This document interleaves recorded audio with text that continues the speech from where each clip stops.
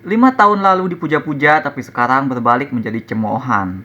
Enggak, aku bukan lagi ngomongin presiden kita, melainkan lagi ngomongin Joker, adaptasi villain superhero versi Todd Phillips. Sequelnya ini memang telah benar-benar membuat Joker jadi bahan tertawaan. Penonton casual dan kritik sepakat film ini gagal menghadirkan bukan hanya adegan musikal, tapi terutama juga gagal menghidupkan karakter titular yang sudah dikenal dan dinanti kegilaannya oleh banyak orang. Ya, sumbernya dari tidak sesuai dengan ekspektasi. Dan ekspektasi itu sendiri terbentuk dari image yang ditampilkan. Orang yang berpenampilan sederhana akan membuat kita mengharapkan dia sebagai pemimpin yang merakyat misalnya. Badut teraniaya yang akhirnya mengambil aksi seperti Joker akan membuat kita mengantisipasi dirinya sebagai anti-hero. Joker Volador, gagasannya memang pada shared ekspektasi seperti itu, yang diperkuat dalam tingkat ekstrim sehingga yang tadinya ekspektasi berubah menjadi sebuah delusi yang dirayakan bersama. Membuat film ini ya tak kurang juga sebagai sebuah kebrilianan edan jika kita melihat kemampuannya bercerita dalam level meta.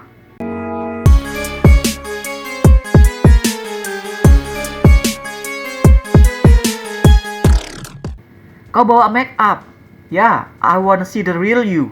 Saat menonton, kata-kata Harley Quinn-nya Lady Gaga kepada Arthur Fleck-nya Joaquin Phoenix terdengar kayak buat nunjukin kegilaan mereka semata.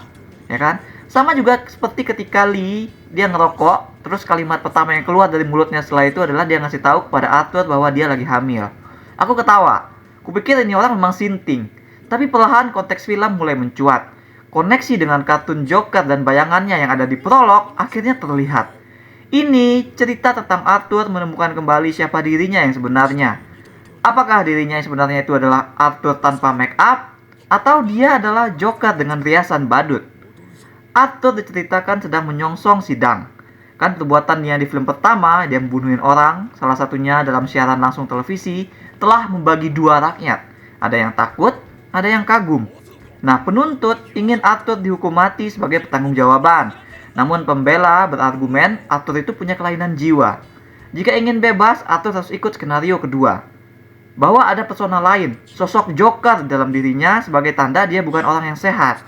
Nah, keadaan menjadi pelik ketika Arthur jatuh cinta kepada Lee yang ia temui di bangsal. Lee dan semua pendukungnya di luar sana bersikeras the real Arthur adalah Joker yang melakukan kejahatan. Mereka justru menyukainya, mencintai dia karena kejadian tersebut. Jadi ini bukan cerita tentang dua orang edan yang saling cinta. Ini cerita tentang dua orang yang merasa saling cinta karena mereka edan. Edan karena mereka berbagi delusi yang sama, delusi tentang sosok Joker. Film Todd Phillips ternyata bukan tentang seseorang bernama Joker, melainkan tentang Joker sebagai sosok, sebagai idea. Dan bagaimana pengaruh sosok atau idea tersebut kepada satu orang yang menciptakannya, serta pengaruh sosok tersebut kepada manusia lain yang mengidolakannya. Jadi Arthur dan Lee share this delusion bahwa mereka sedang saling jatuh cinta. Padahal sebenarnya keadaannya ya cukup berbeda. Arthur cinta sama idea bahwa dia sekarang punya pasangan yang memperhatikan, yang peduli kepadanya, bahkan dalam pesona tergelapnya sekalipun. Sementara Lee, dia cinta sama idea bahwa Arthur adalah sosok Joker yang bakal menjungkir balikan Gotham City. Nah, actually Lee juga share delusional dengan orang-orang di jalanan, dengan orang-orang kita gitu.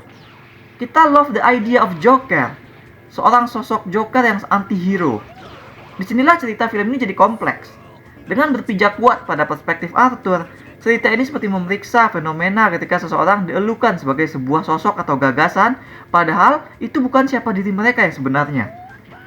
Garis blur diberikan film ini pada Arthur dalam berusaha memaknai siapa dirinya yang sebenarnya. Makanya film ini kayak nggak maju-maju secara kejadian. Ya, kebangkitan Joker yang kita tunggu-tunggu tidak pernah ada. Adegan-adegan komikal dan brutalnya tuh hanya sebagai adegan di dalam kepala si Arthur Fleck. Pria menyedihkan ini bermula di penjara dan berakhir di penjara juga. Semua aksi dan development journey itu terjadi dalam psyche-nya si Arthur. Buatku naskah film ini masih brilian menjabarkan perkembangan psikologisnya Arthur Fleck. Gimana dia tadinya memandang dirinya, gimana tadi dia merasa ada yang cinta sama dia sebagai suatu kebutuhan, karena selama ini dia kan diabaikan bahkan oleh ibunya sendiri. Gimana dia percaya dia nggak salah karena yang melakukan semua itu adalah Joker.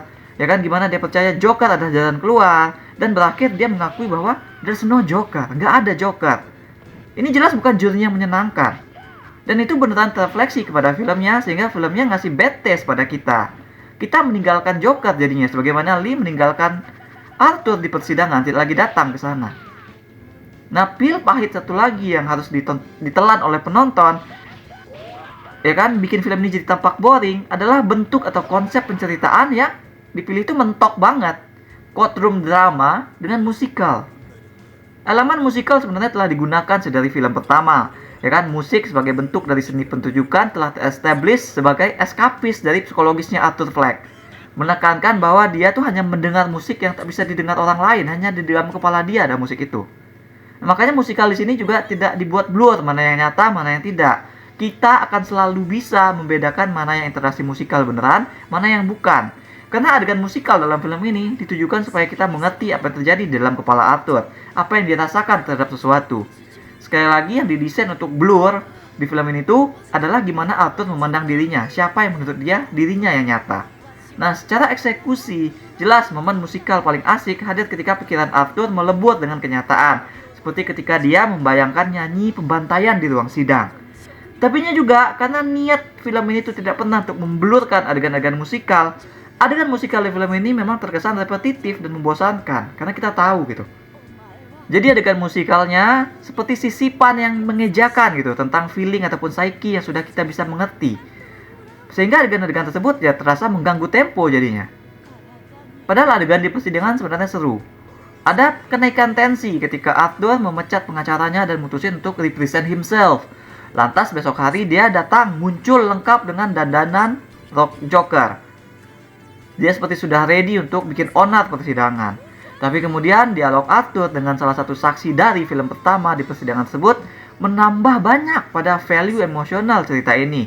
Menurutku, kalaupun film ini cuma punya bagian courtroom drama, kayaknya udah cukup. Tapi ya, ambisi Todd Phillips untuk ngasih sequel yang berbeda dan nyata-nyata jelas beresiko, ya memang pantas juga kita untuk apresiasi. Tapi perhaps dosa terbesar sequel Joker ini adalah menghukum karakternya alih-alih juga menghukum society yang mengeluhkan si sosok karakter itu for the sake of delusion tanpa sama sekali mempertimbangkan bahwa dia ini adalah karakter yang terus tersiksa, di-abuse, diperalat sampai dia broke him apart. Mungkin bisa jadi itu yang dipermasalahkan oleh penonton, bukan semata karena aktornya ternyata bukan Joker yang dibayangkan oleh penonton. Kritikan sosial yang diusung oleh naskah yang punya kekuatan meta ini jadi hanya seperti dimainkan untuk shock value di akhir, sehingga akhirannya itu membuat film seperti menuding penonton. Karena kan setelah melihat penyadaran Arthur, kita dibikin terputus bukan hanya kepada karakter Arthur, tapi juga dengan film secara keseluruhan. Film tidak pernah memeriksa balik society yang menghukum Arthur for memilih dirinya ketimbang menjadi sosok Joker yang mereka inginkan. Sehingga ketika tidak lagi kita jatuh inline dengan karakter manapun di dalam cerita, film jadi seperti bicara langsung pada kita alih-alih society yang tadinya disimbolkan sebagai kita. Bahwa penghukuman yang didera Arthur adalah akibat dan we should feel bad. Jika melihatnya demikian, film ini memang terasa kurang berimbang di akhir, ya kan? Dan jadi ngasih shock value untuk menghakimi daripada untuk mengeksamin lebih truly dan mengajak berdiskusi. Bagaimana pendapat kalian tentang ini? Mengapa Joker Folie à Deux yang sebenarnya bahasan psikologis personal dan kolektif yang harusnya menarik malah balik dicerca? Mengapa penonton tidak puas? Pasti bukan semata karena musikalnya tidak sesuai ekspektasi kan? Nah, silakan share pendapat kalian di komen. Jika ada dua hal yang bisa kita pelajari dari Arthur Fleck, maka pertama adalah tidak jadi soal apa yang ingin kita tampilkan, melainkan yang penting adalah bagaimana kita mengeksekusinya. Nggak jadi soal betapa menarik cerita ataupun konsep dan development dan karakter yang kita punya, tapi jika penceritaannya masih kurang luas, ya cerita tersebut hanya akan masih sebagai gagasan semata. Dan hal kedua yang paling penting adalah gagasan terhadap sesuatu bisa make or break sesuatu tersebut meskipun itu bukan dirinya yang sebenarnya. Film jadi meta seperti itu. Dia ingin menunjuk penonton, tapi barang siapa menunjuk orang lain maka 4 jari akan menunjuk dirinya sendiri. Film ini punya gagasan yang begitu brilian, tapi penceritaannya belum mampu mengantarkan semuanya dengan sempurna kepada penonton.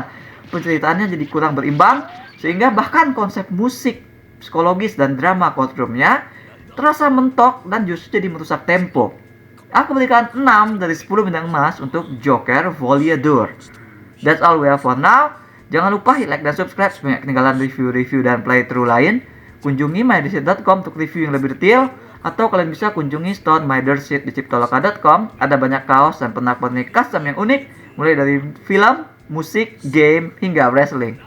Thanks for watching. Remember in life, there are winners and there are losers.